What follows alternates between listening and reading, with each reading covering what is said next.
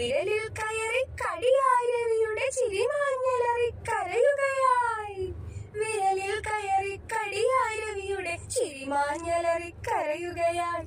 ചിരിമാഞ്ഞലറി കരയുകയായി. ചിരിമാഞ്ഞലറി കരയുകയായി.